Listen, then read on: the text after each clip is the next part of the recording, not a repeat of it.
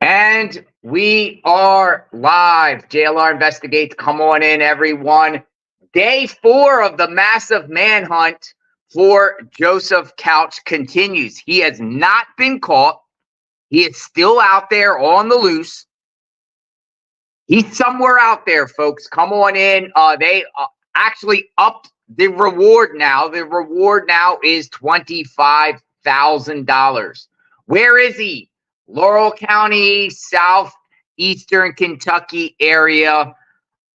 Come on in. We've been covering this case each day. I want to give you some updates on this case. Couple news reports out. Plus, I have a video of the terrain of that area where they are looking for him. It appears the military is also involved with this search. The U.S. Army has been sending choppers from Frankfort, Kentucky into the area, the London, Kentucky area.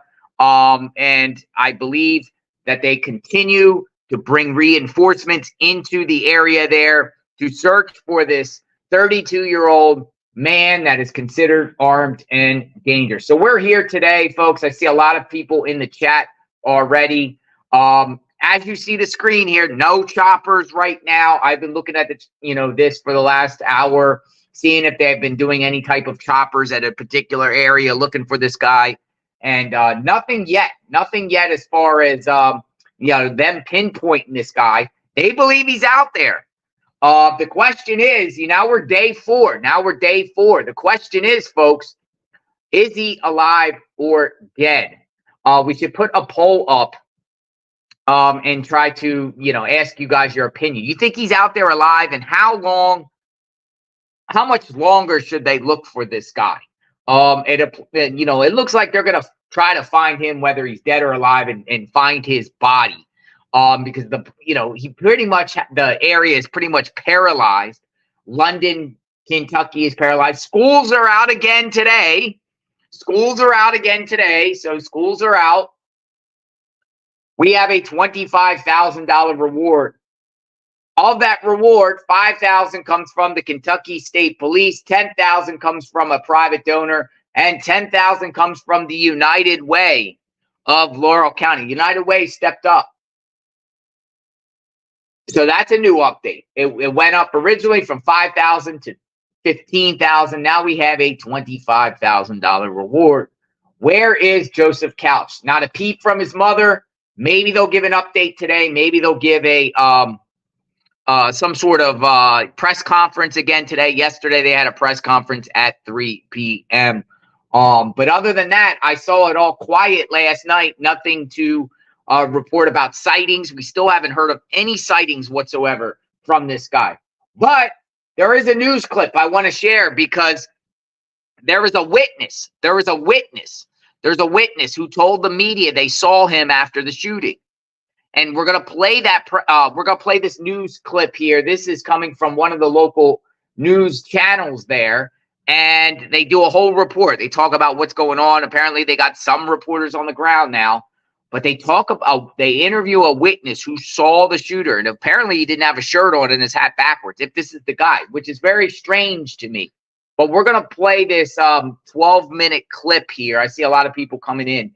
Now, check this out right here. We're going to play this. And listen to this guy, because he claims he saw the shooter after the shooting occurred. So we're going to run with this one right here. Go ahead, Magnolia. News happening now. This is WKYT News. Four different ones of us are here shot.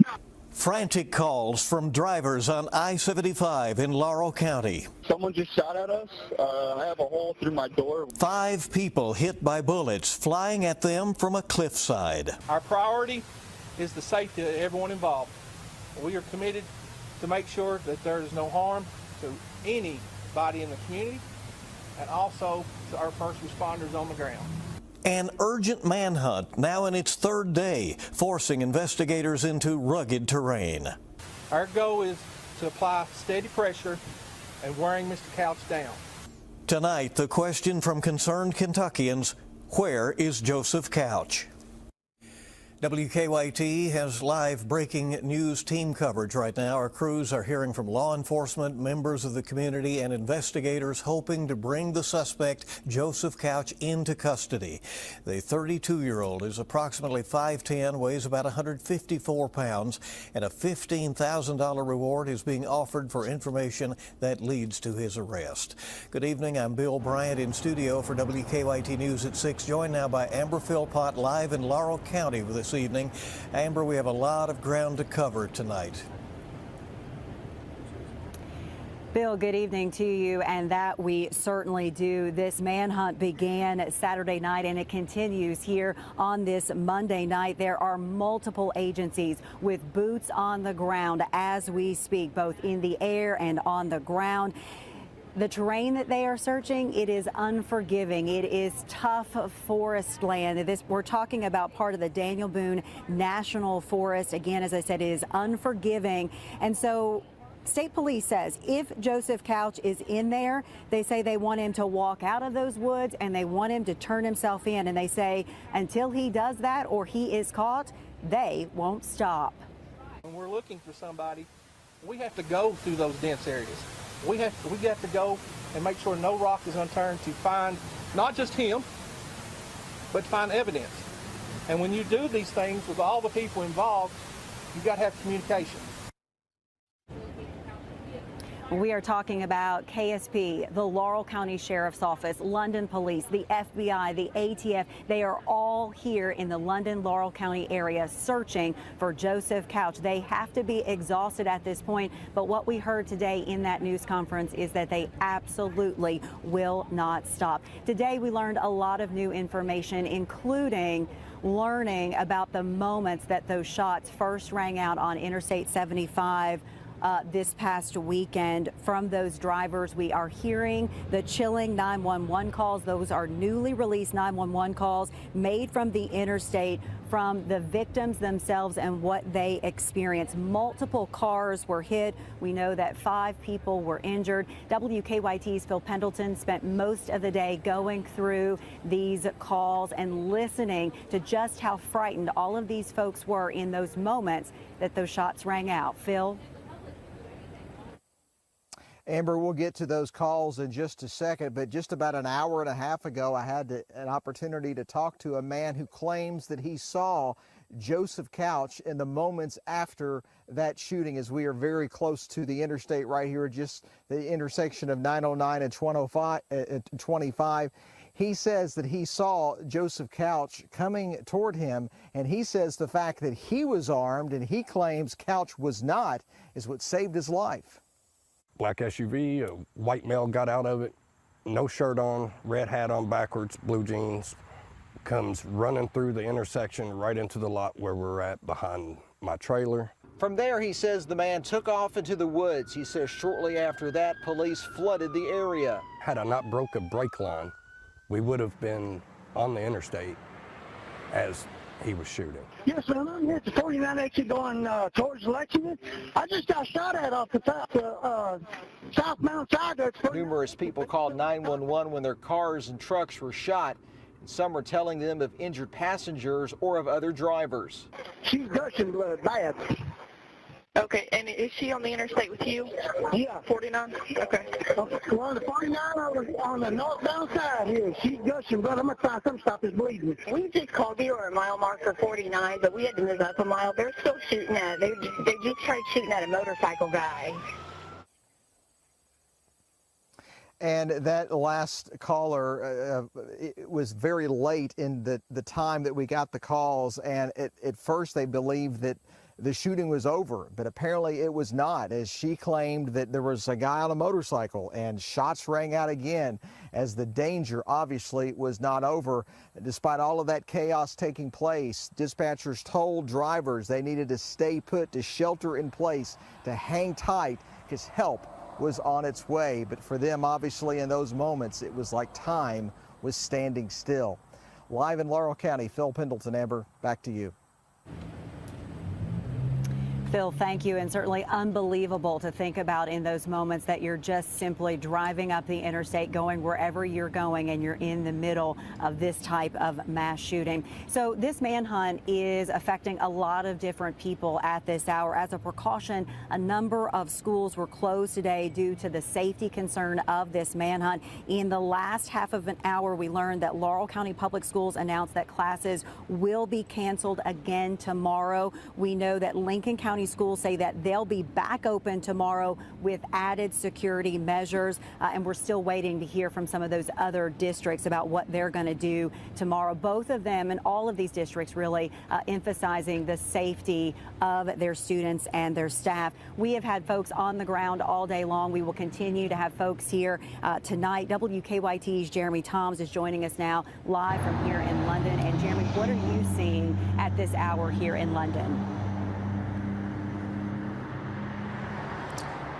Yeah, Amber, you might be able to see behind me that Main Street in London remains quite busy as the workday comes to an end and people get where they need to go. But you'll notice that the sidewalks here are quiet and the storefronts are closed. People heeding those warnings tonight from police to stay put and stay vigilant.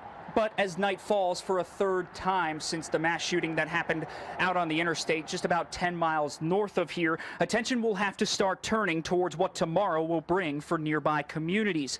Fear and tension continue to grip this community as the manhunt goes on. Several area school districts closed as a result of their efforts. That includes here in Laurel, as well as Leslie, Jackson, Rockcastle, Clay, Lincoln, Knox, and Whitley counties, as well as East Bernstadt and Corbin Independent. Some others also went virtual. Trooper Scotty Pennington said during today's presser that while law enforcement is in communication with those schools, it's ultimately up to each district to decide how to move forward. Some schools have made that decision. Amber, you mentioned just within the past half hour, we learned Laurel County schools will be closed for a second straight day, as will the Knox County campus of Southeast Kentucky Community and Technical College. But several other districts have held off on making a decision as they presumably wait for any of the latest developments in this ongoing case. But in the court of public opinion, there is only one way to proceed. It's by continuing to put safety first. Many locals commenting on school social media pages saying something to the effect of, if there's going to be school tomorrow, my son or daughter or grandson or granddaughter will not be going. So a lot of anxiety, a lot of tension still as they watch, wait, and hope for a quick resolution to this. But until then, they want to put that safety at the forefront of everyone's minds, especially when their kids are involved. So we'll continue to bring the latest on school openings, school closings, anything that has to do with what's going on here in these communities as they continue to deal with this ongoing situation. But for now, live in Laurel County, I'm Jeremy Toms. I'll send it back to you.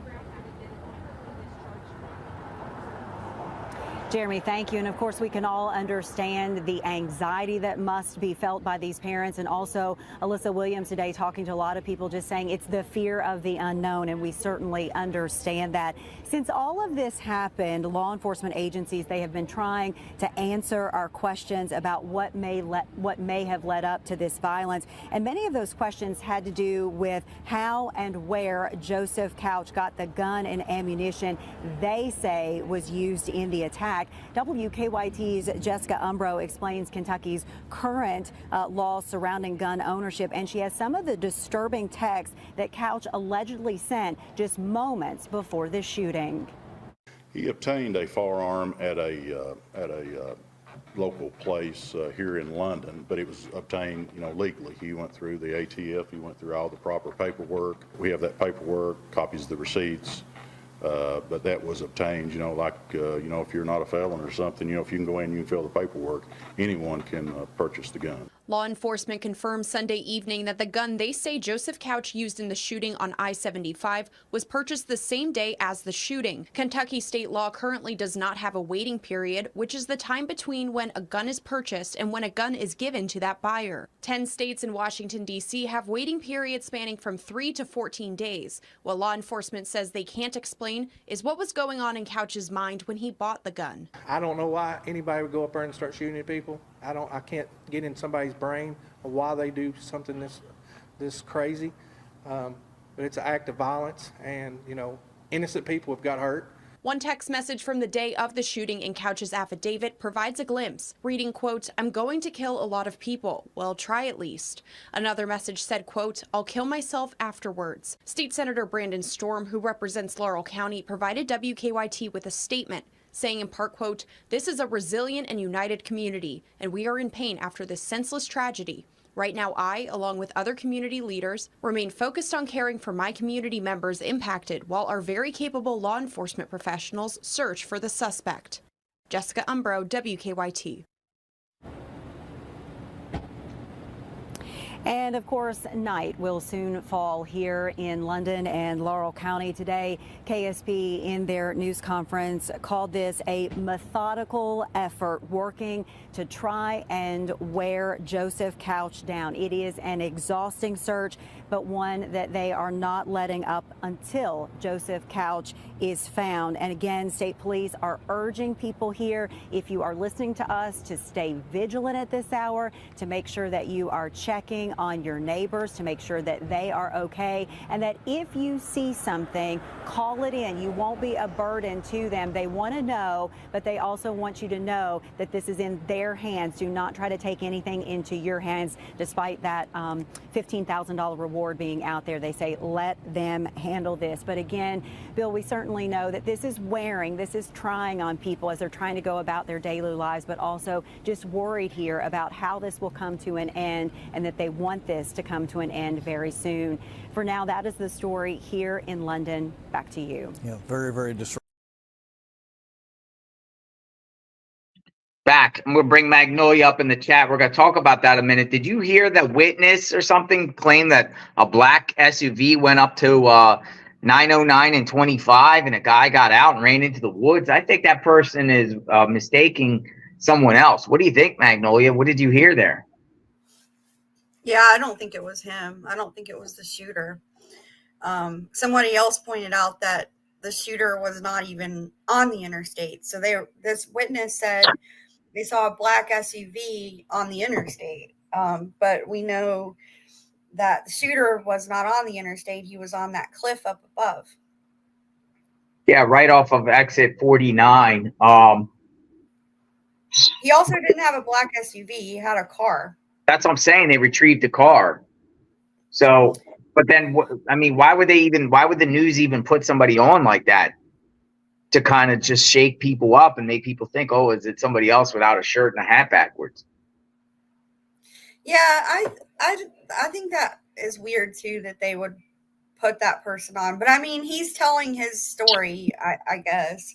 So they want to give him a chance to tell his story as a witness. But I don't think that detail was very helpful, since he had a light colored car, not a black SUV, and we know that. So yeah. So what else is new on this, Magnolia? I know that you sent me something, and maybe we should put this up. And you know, this is good. I mean, about these encrypted communication channels now, because Hartford County, Maryland, is doing this now because they don't want the public to know what's going on in the police, like scanner wise, and maybe that will, you know, other counties will start doing this possibly, about, you know, hiding their communication and hiding what they're going to do. What is this all about, Magnolia? yeah, I saw this. I follow Hartford County since Rachel ran. I've been following them, but I actually saw this pop up this morning, and I thought it's interesting because we're doing a lot of scanner listening these days, and they put out a message specifically about their communications in Hartford County. They said, this is just less than an hour ago, they posted this. They said, earlier today, law enforcement across Hartford County transitioned to encrypted communications channels. They say every day information crosses the airwaves discussing information as it pertains to juveniles, medical history, victim information, personally identifiable information, and evidence collection. Encryption is required to comply with the FBI's Criminal Justice Information Services security policy. This policy mandates that all criminal justice information, including biometric data, identity history data, biographic data information, property data records, and case incident history must be protected with end-to-end encryption, such as over radio airwaves. With the adoption of encrypted channels, we can safeguard your personal information more effectively. So, yeah, I just think this is interesting. And then they cite two examples. They cite the Joppatown High School shooting. They say critical incidents unfold rapidly, leaving little time for channel switching. It's imperative that we find a solution that ensures individual rights and investigative integrity. They mention a time in 2023 when there was a barricade situation and the scanner app had over 20,000 listeners. Many listeners avidly shared real-time updates on social media platforms, unwittingly endangering the safety of our special response team. Similarly, when detectives made the tragic discovery of Rachel Marin's murdered body on the Ma and Pa Trail, the details of the crime scene were quickly relayed from the radio to social media. The premature release of this information not only jeopardized the integrity of the investigation, but also subjected Rachel's family and friends to distressing online content. They say this is not a decision made lightly. We recognize our community has become accustomed to following along. We appreciate their support and understand their desire to be kept apprised of crimes occurring in their community. So, I mean, I think this is kind of a big deal.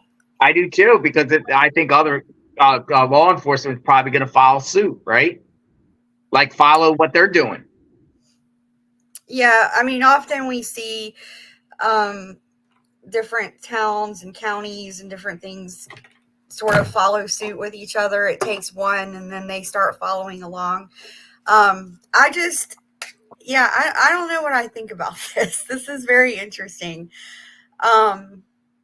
Somebody said, Keep Grinding Up said, back in the day, in some states, to even have a police scanner was a crime. Now every jackball with a smartphone can horn in. I think encrypted is the answer.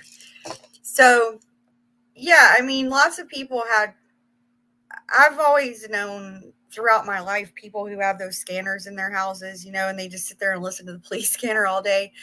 And then, yeah, the app came along. I don't know when it came along, but I know I've been using the police scanner app for over 10 years.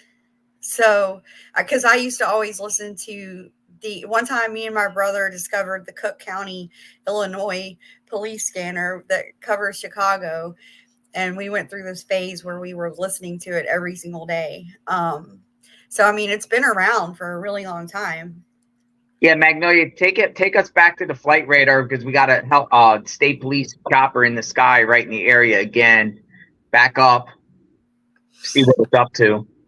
Chopper back up in the skies. But yeah, they're getting rid of the scanner. They don't want people to listen in and see exactly what they're doing. I guess their tactics, plus they're worried about personal identifying information being relayed to the public. Oh, thing went away. It actually vanished right at that once again that lake there. Well, there's another chopper there, I see. Yeah, there's another one. I see it. It's back up. There, it should be right there. Yeah, that's a Kentucky State Police chopper. And notice it's right below exit 49. If we want to zoom it in a little bit, it's right below. Interesting where it's at right now. Like, this is literally like right by exit 49. Yeah, I think this is the one that someone mentioned the other night is equipped with thermal technology or something like that. 421 SP. Yeah. I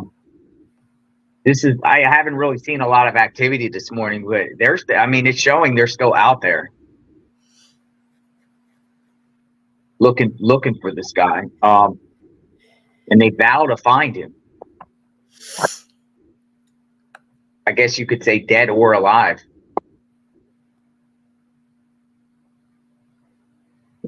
So yeah, $25,000 reward out now. And they're including private donors.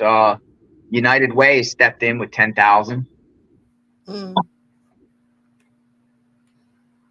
I think that's a big deal, you know. Maybe it will keep expanding as the days go on. What do you think? You think the Laurel County schools are going to have school? You think they're going to have school tomorrow? They don't have it today. If he's not found. Yeah, if they've already canceled it for today, and he's not found, I would imagine they'll cancel again tomorrow. So, I mean, I'm sure that they can handle school closing for a few days, but it can't go on forever. Eventually, they're going to have to reopen schools. I'd say they could give it a week, and then if he's still not found, they would have to resume their classes. I mean, right? What? You can't just close school indefinitely, can you? Put a law enforcement at the school, like each school has a law enforcement deputy. Mm-hmm. Yeah. Somebody in the chat earlier, I lost the name now, made a good point that I happen to agree with. She was saying she thinks that the county, the local law enforcement and stuff, that they sort of got off on the wrong foot in the first place with this, because they pretty much right away started using helicopters. And she said that they should have done more ground efforts, like more troopers, more whatever, and dogs. They should have gone into the woods with the dogs and troopers on the ground at first to find him. But instead they seem to I'm sure there were some who went into the woods, but they pretty much right away went to helicopters to search for him. You know, like the helicopters were up in the sky so quickly. Yeah, Linda Liu says that's why he got away. Yeah, because I think that they didn't know, to be fair, they didn't know exactly what was happening when they got to the scene, I'm sure. It sounded like it was complete mayhem out there. There was just cars everywhere, bullet holes and windshields, victims. I mean, I'm sure it was a madhouse, but you'd think if someone was shooting onto the interstate, you would have at least a few witnesses who could say it came from that direction up there, and they could go up there and look and, you know, bring in every dog you can find right off the bat. Yeah, Leslie said dogs first. Yeah, so the dogs, I guess, you know, if they had brought the dogs in right away, they may have already found him. But I personally don't have much confidence that they're going to find him, to be honest. I really don't. I will be genuinely shocked if they find him. Well, that would mean he got out of the area, or is he dead out there? What do you mean by you thinking he's dead out there? Well, I think if he went into one of those caves or caverns and took his own life, then they may never find him. Now, if he's alive and running through the woods, maybe so, but I don't know. I just don't really have a good feeling about it. See, in that particular area, just northwest of where the shooting occurred, is a place called Fireglow Forest Riverside Cabin Rentals on Rockcastle River. And there's a bunch of it's like campsites and stuff along there. And I'm just wondering if he shot up that way. What I'm thinking here is he must have, I mean, if he's texting that he's going to off himself when he's done, he must have a game plan here to know where to go. He's going to do this, you know, and the question is, has he frequent the woods off in there and knows these different areas? Has he been there before, like in that particular area? Because why would he choose exit 49 when he lives quite farther south? Like, why there? Yeah.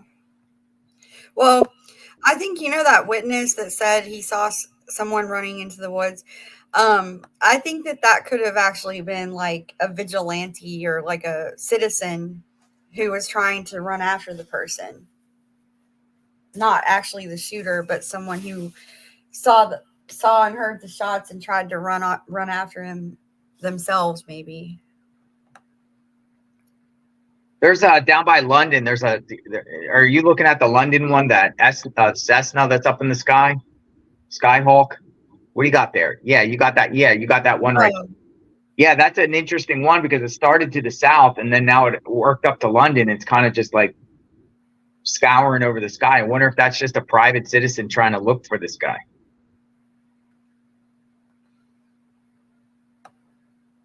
You see this plane right here? Mm-hmm. It's very strange, its course here. Yeah, where did they start out at? They started out to the south towards the Tennessee border.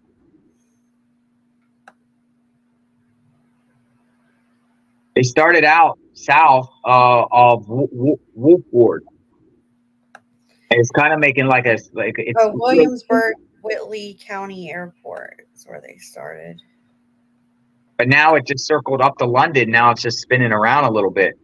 Like what is this person doing? Because, you know, as the reward goes up, you get more people like locals there that might be more inclined to say, hey, I'm coming out with the pickup trucks and their own whatever they have, maybe even private planes, and going around trying to find the guy or see if they see this guy walking around somewhere. I mean, $20,000 reward's pretty big for people out there. You know, I would think, any reward's big anywhere, but 25Ks, now you're pushing up a little bit where somebody's like, hey, I'll spend the day trying to find him. Yeah, Chris McLaughlin in our chat said this plane was up in the area yesterday too. Okay. So maybe it's, like you said, it's citizens who want to help. Well, you know, like we discussed yesterday, the suspect lives a little bit down south there, south in what town was it? Was it Woodbine? Where he lives? Yeah. So, I mean, most people think, not most people, but people think that this guy is on his way back down to where he lives, which is 20-something miles to the south of the crime scene. Yeah, I wonder what this plane is doing. We got a video also we're going to show in a minute. Murky Piglet says, LE departments have special encrypted channel for priority SWAT. Use if worried, and I agree about suspects listening. However, it is not streamers, YouTubers causing it. Suspects listen to scanners themselves. Thank you for the comment. Yeah, that's in a situation like this where there's a manhunt. Yeah, I can definitely see the suspects using the scanner to evade police because they know where they're at. Yeah. Especially like, you know, I would just say with this guy, like, you know, this is a former military guy. I mean, if he's prepared to be into the woods hunkered down, you would think he would have a backpack on him and maybe a scanner on him, or maybe some sort of encrypted or satellite phone on him, or something, you know. But again, I don't know about these texts, man. These texts could be a total ruse as far as what he said he was going to do afterward. Could be a red herring just to throw law enforcement off of like, basically is what I'm saying is, you say you're going to shoot a bunch of people right there at the edge of the Daniel Boone Forest, and you say you're going to go and do something to yourself afterward. But law enforcement sees that, he might be thinking law enforcement is just going to think he's dead out there in the woods. And it could be a ruse. Mm-hmm. But why would he even discuss that he's going to do that anyway? But that he's discussing it with the mother of one of his children. How often was he communicating and texting with this woman prior? I mean, they shared a child together. Were they on good standing, bad standing, good communication prior? So you got to try to get into this guy's mind a little bit and find out what's he trying to do here, because they haven't shared anything about a motive here. Like, why would you just target random people on the road? We still don't know. Like 30 miles away from his house. 30 miles away. No, when you get like country like that, you know, a lot of places are rural, and they got, I guess the main town in there is London. So 30 miles every way. People work their way to London to do commerce and shopping and everything like that, mostly, right? No? Yeah, maybe. But why he would choose there, like but it wasn't even there. It was north of there. 9 miles.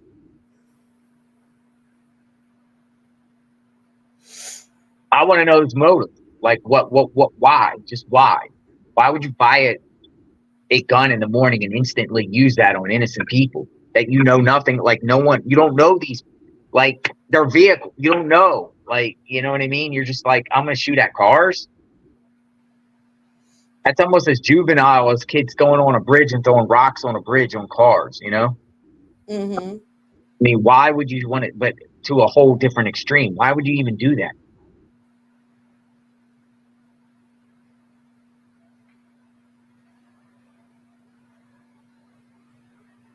But this flight here, now we have another video. We could put it on mute, but it shows a guy. We found it, right? And it's a guy driving through the Daniel Boone Forest. Mm-hmm. And it shows the terrain and everything like that. Why don't we put it on and then mute it, and then people could just see what we're looking at. We'll continue to talk. But this is a video that I found because I wanted to get an idea of what that forest and what that area looks like. And this is it. This is what law enforcement is dealing with, folks.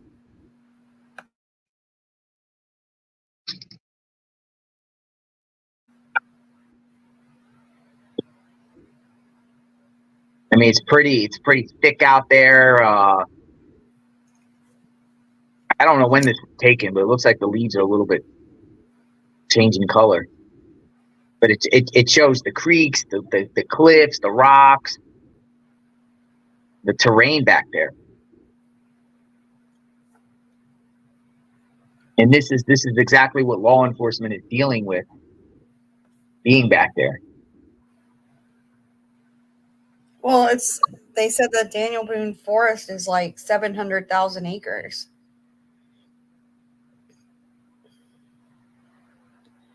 Froggy said that fall is here with the leaves changing already up there. Yeah, temperature, I think today was supposed to be in the low 80s.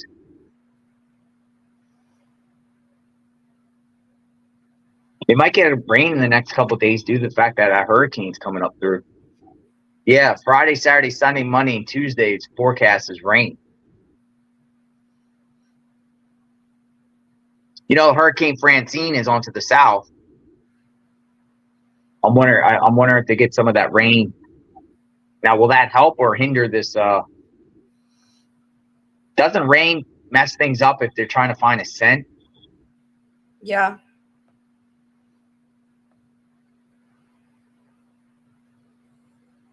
But yeah, this puts a lot into perspective here. I mean, it's a needle. To me, it's like a needle in the haystack. I also did hear something about a railroad on the scanner a lot. Railroad. I was hearing that for sure.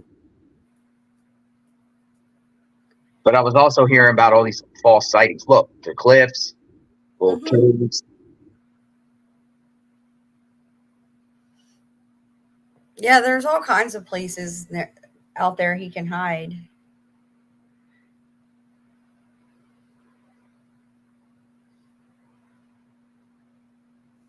But yeah, one of the reasons that they follow, a lot of these fugitives follow along a river, is because the water helps keep the dogs from being able to detect their scent. So that's part of it. Also, water supply.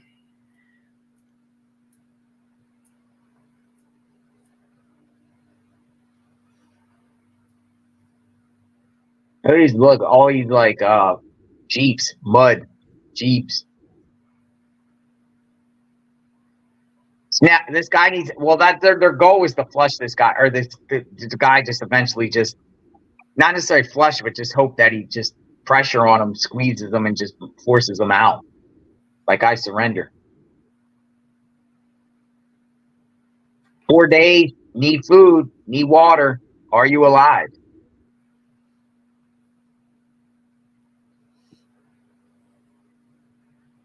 Are you alive? That is the question.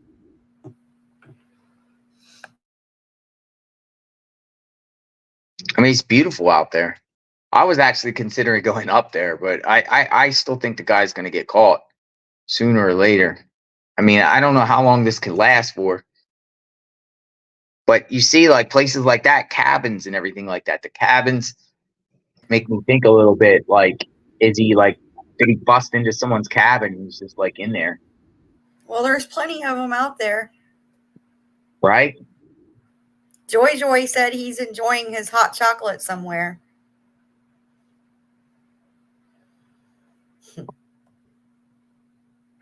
Why doesn't his mom just go out on the news and plead for his return? Well, that's a good question, isn't it? Or have them get one of his family members, or maybe even his wife or I don't know. I'm not saying throw his children into the mix, but get somebody really close to him to come out and plead for his return. Yeah, somebody else pointed that out earlier. I think it was Burning Queen said that. She said if his mom's not helping him, then why doesn't she go on the news and beg for him to turn himself in? No. Very good question. No, when they were doing Cavalcante, the prison escapee in Pennsylvania, they were playing voices from his family to tell himself to surrender, and they were playing it out of the choppers. Mm-hmm. The sky. Yeah. Telling him to surrender. It was his family. So get a chopper and start amplifying his family's voice out there, and just telling him and encourage him to turn himself in. I mean, it wouldn't hurt, would it? No, but maybe his family doesn't want him to get caught. Or maybe he doesn't like his family. Maybe he doesn't even like it. And this is one of his things, because he doesn't like the world or something because of his family. Yeah, or they just don't want him to be found. So, yeah, I didn't get a very good vibe off the mom the other night. Michelle joined as a member. Thank you.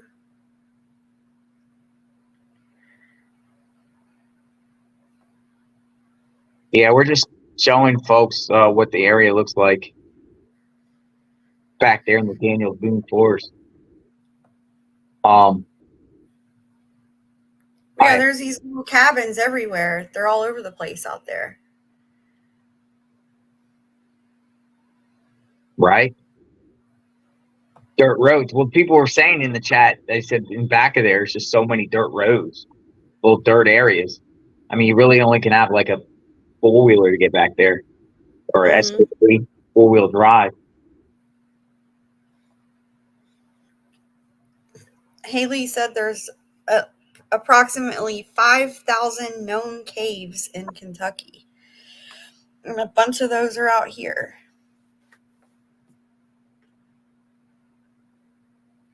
Logging roads. Logging roads.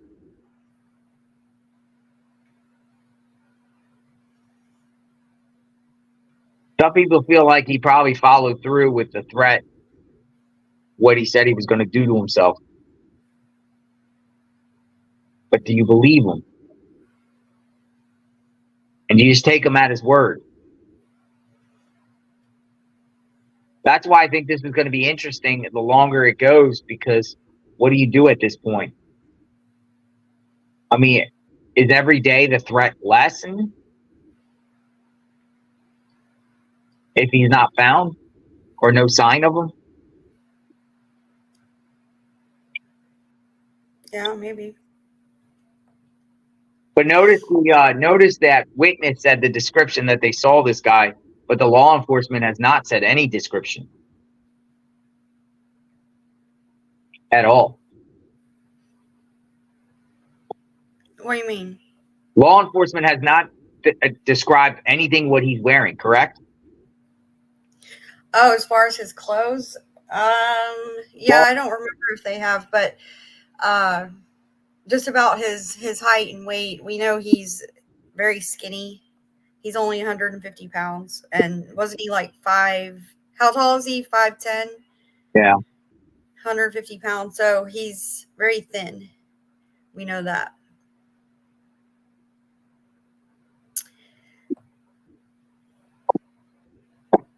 Needle in the haystack out there, my friends. For sure.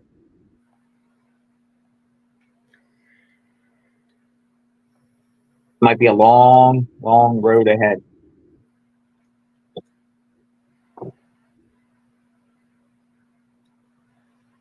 Taxpayers have paid for his search. 63 degrees right now in London, Kentucky, with a high of 82 today. Sun. 84 tomorrow, low 61, 75 on Thursday, low 64, and then Friday, Saturday, Sunday, Monday, and Tuesday, rain in the upper 70s.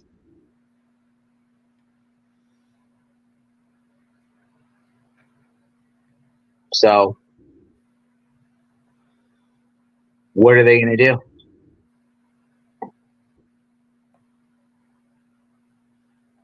Manhunt continues for Joseph Couch, Kentucky man accused of the I-75 shooting rampage.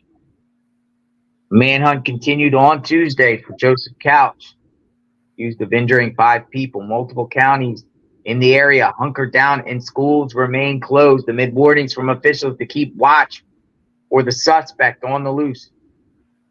Authorities believe Couch is contained to a wooded area near I-75. There are combing areas nearby the Daniel Boone National Forest. Law enforcement aims to apply steady pressure at wearing Mr. Couch down. Hopefully he has no water or nothing to eat.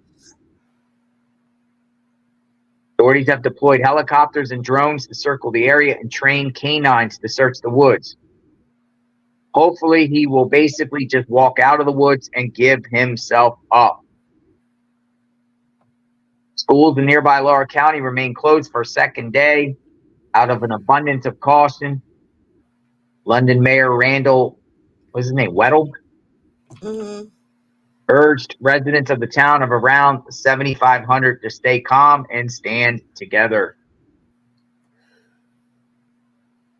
While one person's actions may speak to instill fear, they will not alter our spirit. Together we will heal, rebuild, and emerge stronger than ever. There is now a $25,000 reward out for information leading to Couch's arrest. Notice they say information leading to Couch's arrest. But what about if he doesn't get arrested and he's dead? Do you still get the $25K? Sometimes words matter in these rewards when there's there was a catch sometimes to things, you know? Yeah, because we've heard where people get stiffed. Didn't get the reward, and like our friend Denson led the cops right to the people. Yeah. James Denson, our friend from Indiana. Casey White and Vicky White. He's the one that saw Casey at the car wash, and that's what led them to be arrested. And he didn't even get a dime, a penny for a reward from anyone. I think someone gave him like a plaque and. Well, I think that what it was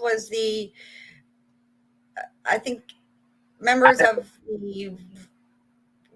what was her name? Connie Ridgway family had sort of organized something where they raised money for him and gave him a plaque, but he did not get the reward. Which he should have been entitled to, my belief, based off them not knowing where he was until he gave them the tip about the car in the car wash. Yeah, sometimes the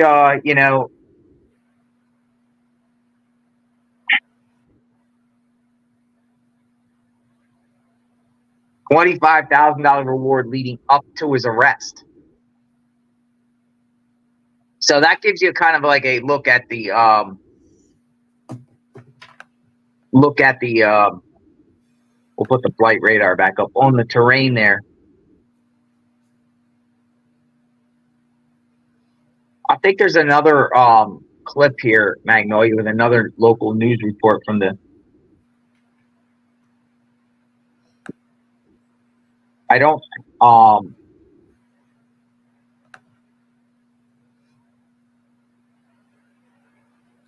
so nothing in the sky I see going on. And I do not know if they will be giving out a press conference today either. You hear anything about a press conference coming up today? No. I'm looking at the Laurel County's Facebook page, and I don't see anything.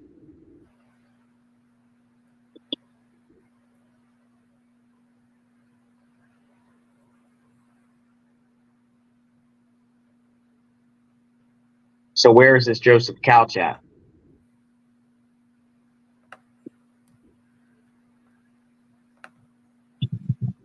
A grueling manhunt continues this morning, happening in Kentucky. Authorities there are searching for a man who they say randomly shot at vehicles on a freeway, leaving at least 7 people injured. Hannah Flood joins us now from the Live Center with where this all stands. Good morning. Good morning. Yes, scary situation. You can understand why authorities are taking this so seriously. This is the 3rd straight day of this manhunt in Kentucky, and authorities say they're committed to finding this man, even if it takes several more days. Police say they already found this man's SUV and an AR-15 they believe he used in this shooting. They also know his name. Police say they're looking for 32-year-old Joseph Couch. They say he was randomly shooting at cars here on this stretch of freeway. They describe him as 5'10", 145 pounds, someone who is armed and dangerous. They say he shot 12 vehicles Saturday night on Interstate 75, just north of London, Kentucky. That's a small town about 75 miles south of Lexington.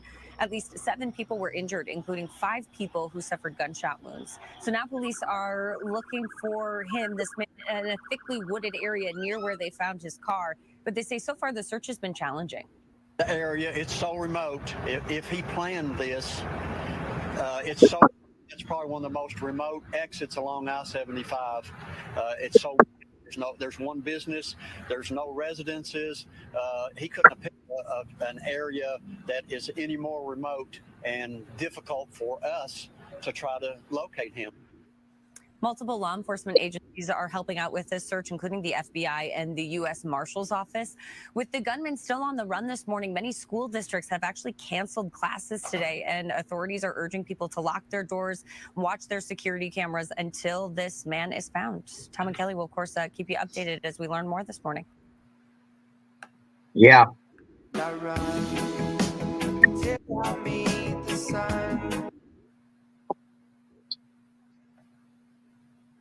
So that came from an article we just played here.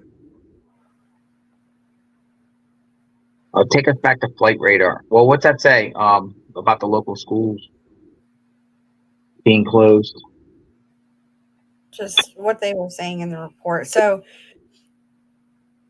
some people are still unaware about his military service. There was fake news going around at first that he was in National Guard, but he's in the Army Reserves. He spent 6 years. He was an engineer. What was it called? I'll have to look it up. His title in the Army was like engineer something. And basically his training is specifically in what he's doing right now, evading police in the woods. Yeah, I might be able to get that. Give me 1 second. Let's see. Yeah, we shared it yesterday. Now here's an interesting thing. I don't know if we knew this before. The actual store where he bought the gun. Oh, what is it? He bought the gun at a store in London called Center Target Firearms.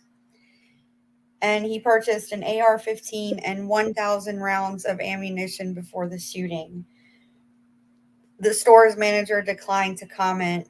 So that is also another piece of information that was wrong. It was first reported that he bought 2,000 rounds, but they said that it's 1,000 rounds.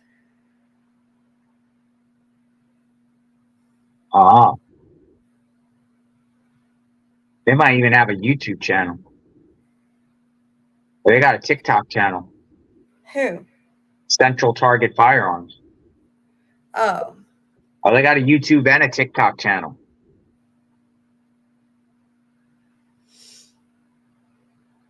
Interesting. Central Target Firearms, located on Don's Drive in London, Kentucky. Huh. Wasn't that interesting? I'll throw back up the flight radar. We'll monitor this and see what's going on.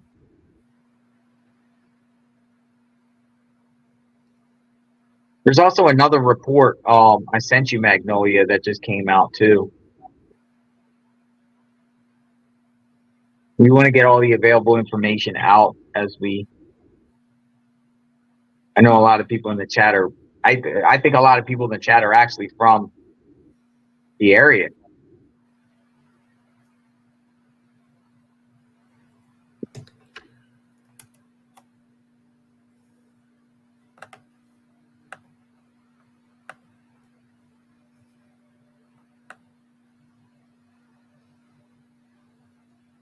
Also monitoring Trooper Scotty Pennington, who is the, I guess, the public affairs officer.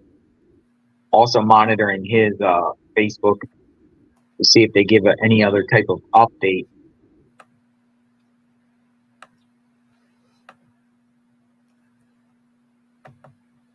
Start with developing news. It's now day 4 in the search for a suspect accused of shooting multiple people on I-75 in Laurel County. Authorities say 32-year-old Joseph Couch allegedly shot 5 people in their vehicles on I-75 near exit 49 on Saturday before taking off into the woods. Authorities say he is considered to be armed and dangerous. As the manhunt for him continues, some school districts closed again for a second day as a precaution, including Laurel County Public Schools and Rockcastle County Schools. Now, joining us live now is ABC 36's Walker Simmons, who is over in Laurel County. Walker, can you give us the latest details? Hey, Doug, Lisa. Well, let's talk about the terrain where this is happening. I'm in London right now, here at the Laurel County Sheriff's Office, but just northbound on I-75 is exit 41. That's where authorities say the suspect, Joseph Couch, allegedly opened fire on traffic in that area and then fled into the wooded areas surrounding I-75. Now, I have a picture here. This is a map. If you can see that red line, that's I-75. The arrow pointing to that red circle in the middle, that's where exit 41 is. That's where authorities say this happened. Everywhere else on this map, all of the white surrounding that red line, that is a wooded terrain with some lakes as well as mountainous terrain. And if you're just driving south or northbound on I-75 within this area, you can see how difficult this terrain is. There's a lot of rocky hills and forests surrounding the area, not to mention Kentucky State Police making a post on social media showing aerial footage of that area and how vast that wooded and rocky terrain is. That's the area they're searching. So we were talking about this search effort as we're heading into day 4 now, and just the difficulties of this terrain for those authorities and first responders. That's why we're seeing Kentucky State Police along with Laurel County Sheriff's Office and multiple other agencies working and aiding in this manhunt. And we're here live in Laurel County all day following along with first responders as they continue this. We're going to continue to bring you the latest updates both on air and online at WTVQ.com. But for now, live in London, Walker Simmons, ABC 36 News Now. All right. Yeah. So put it back up to flight radar. So you got a couple media outlets there. It seems like they're using the Laurel County Sheriff's Office as a staging ground. Kevin Farrell says it's frustrating for me because they have his military records and know his training and still believe he is in that area. Either they are gaslighting us or they are just really clueless. Thank you for the comment, Kevin. He does have we read about his training as far as his occupation in the military. It was what, an engineer, right? An engineer. I'm trying to find what that job entails. But it's more about this type of training and he was a combat engineer for 6 years, 2013 to 2019. He was a private at the end of his service. He had no deployments. So it sounds like he spent most of his time as a combat engineer. He was doing training. And didn't they say that he also instructed some of the training? That's what I read. Something we read it yesterday. I'm trying to find the source of that. Yeah, let's see. Army Reserves.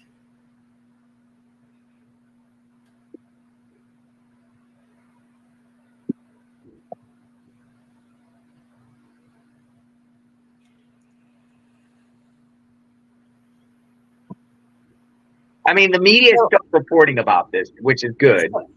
So this is what they do. So they do explosive demolition, bridge construction, mine clearance, small boat handling, establishing water supplies. They shape the battlefield, destroying obstacles, and opening routes for troop movement. So he learned a lot of skills that directly applied to his current situation.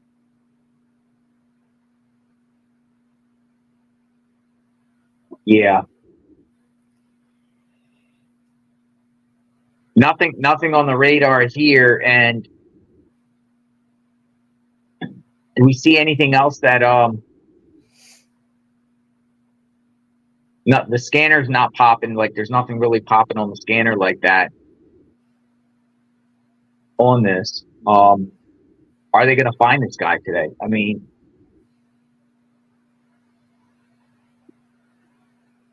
that's the question. They feel like they have him contained. Yeah, so the CBS, there's an updated CBS article just kind of recapping some of the information, and they said that authorities received the first report of the shooting around 5:30 p.m. Saturday, and a woman had told them that Couch sent her text messages at 5 p.m. So around 5 p.m. is when he sent those text messages that he was going to kill a bunch of people and himself. Then about 30 minutes later, he started firing shots onto the interstate. The police initiated a tracker on Couch's cell phone, but the location was not received until 6:53 p.m., almost 90 minutes after the highway shooting. So he had at least 90 minutes of lead time. At what, 3 miles an hour? So maybe four miles away from that area? If he was on foot? Yeah, and they say that on Sunday, law enforcement officers searched an area near where Couch's vehicle was found with a view of I-75. There they found a green Army-style duffel bag, ammunition, and numerous spent shell casings. A short distance away, they found a Colt AR-15 rifle with a sight mounted to the weapon and several additional magazines. The duffel bag had Couch handwritten in black marker. I just sent you a article. If we could go to that article on Magnolia, it's talking about this witness that's claiming the black SUV. This is what I want to talk about because they just put this, ABC 13 just put this out just a few minutes ago.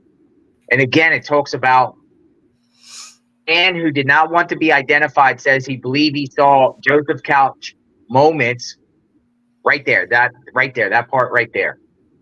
So it says a man who did not want to be identified says he believes he saw Joseph Couch moments after multiple cars and trucks were shot on Interstate 75.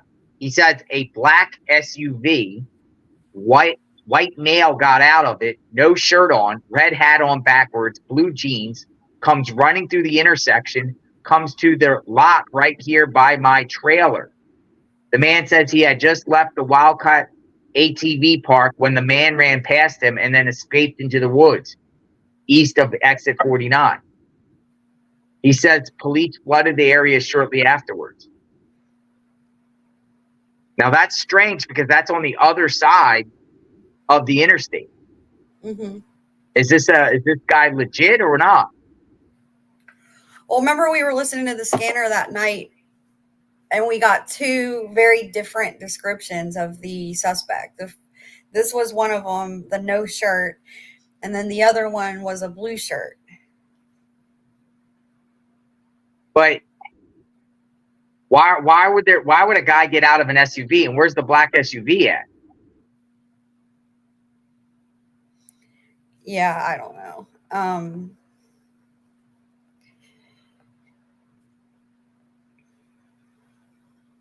But it's weird because if you look at Wildcat Off-Road RV Park, it's on the east side of 75, not on the west side where the shooting occurred. It's on the east side along I-25 or along Highway 25, just down the street from 25 and 909.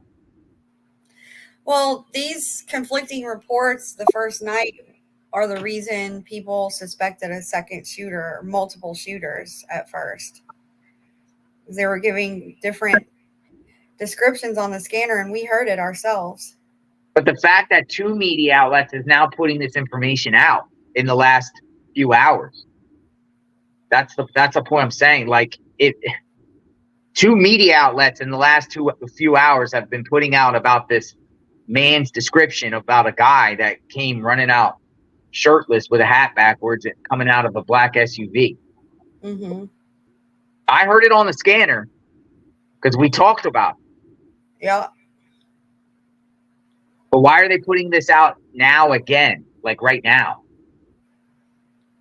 Two media out.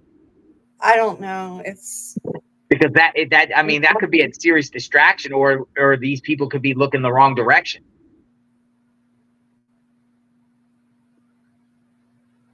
It's just weird because I suppose it's possible that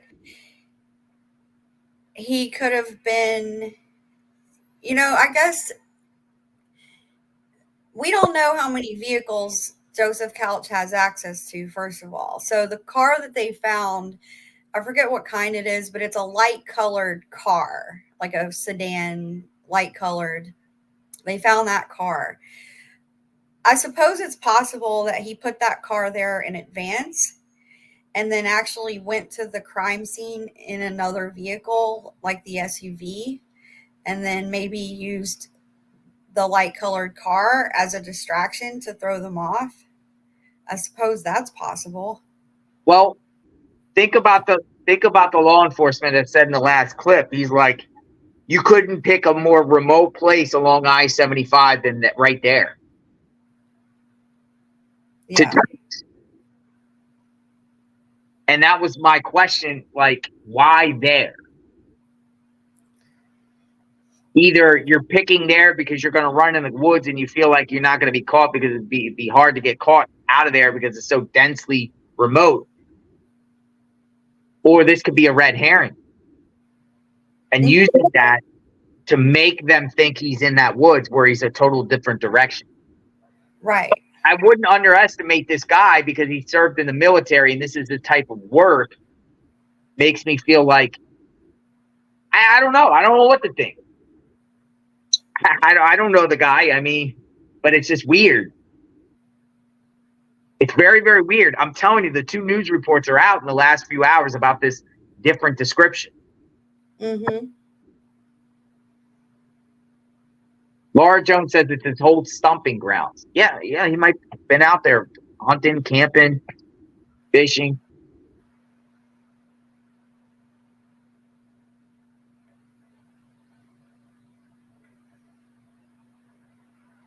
What do you think?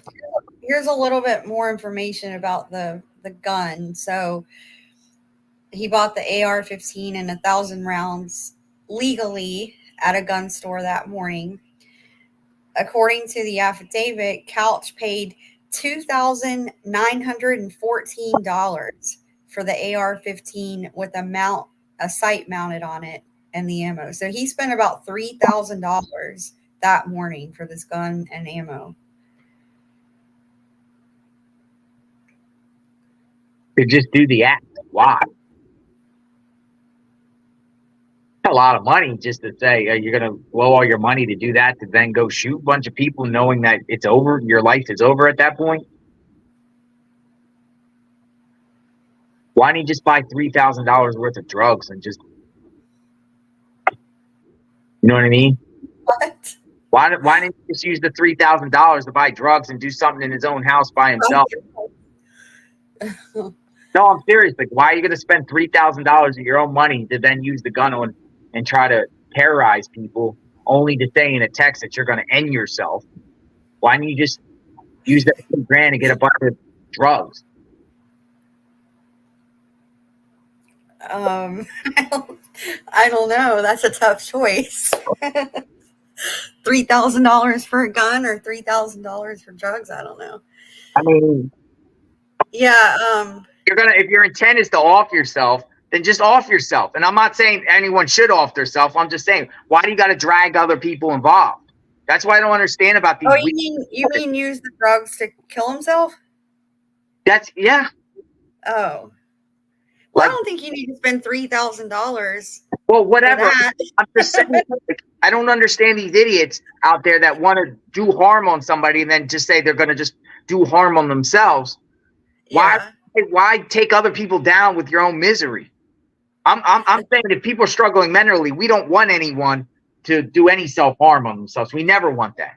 I'm just saying when these people have their mindset like they're going to end themselves, but they want to take other people out before them is crazy. It's not fair. It's wrong. Like, why do that? You're gonna do it, just do it, and just you know what I mean? I mean, what does he want to make a name for himself? Like, I don't get it. Yeah, I think that's part of it. They like the notoriety, the infamy, but yeah, I just think $3,000. That's a lot of money. That's a lot of money, and that scope. I was thinking when this first happened, I was thinking he must have had a scope on it to be able to shoot down from that far and actually hit windshields. And one victim actually was shot in the face. So he was pretty accurate with his firing. So I'm not shocked that he had a scope on that rifle. Put the flyer up, Magnolia. That FBI Louisville put out on him. Does show the vehicle, the car, but that is a question. Was the vehicle planted there? Yeah, so this is the car. Now, I guess that can be characterized as an SUV, but it's not black. What kind of car is this? They said it. I just wasn't paying attention because they had the vehicle. You know what I mean? Mm-hmm. But yeah, I mean, it looks like it's one of those mid-size SUVs, but it's certainly not black. No, it's not black. So what's this witness talking about? Who's this black SUV with somebody running into the woods after the shooting happened?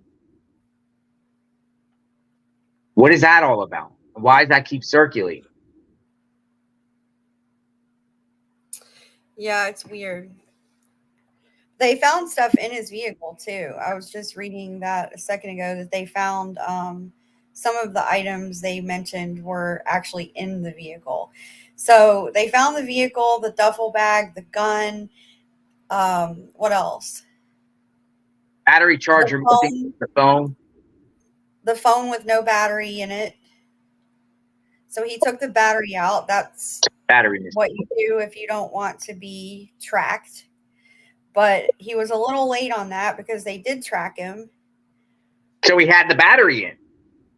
He had to have at first because they tracked his location at 6:53 p.m., about an hour and a half after the shots were fired. So he had the phone on for a time and then took the battery out. So if you wanted to, so if you just turn your phone off, it's believed that it can still be tracked potentially, but if you take the battery out, it won't be tracked. So they found the phone, the battery, all those things, but not him.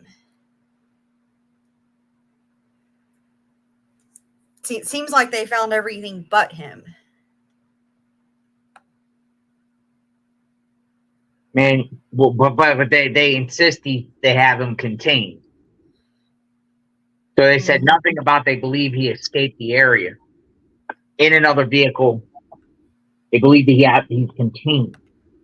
Yes.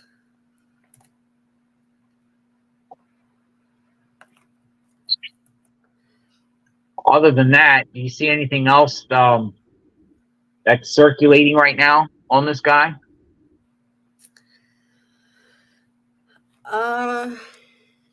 No, I don't think so. And I haven't seen anything about a new press conference either.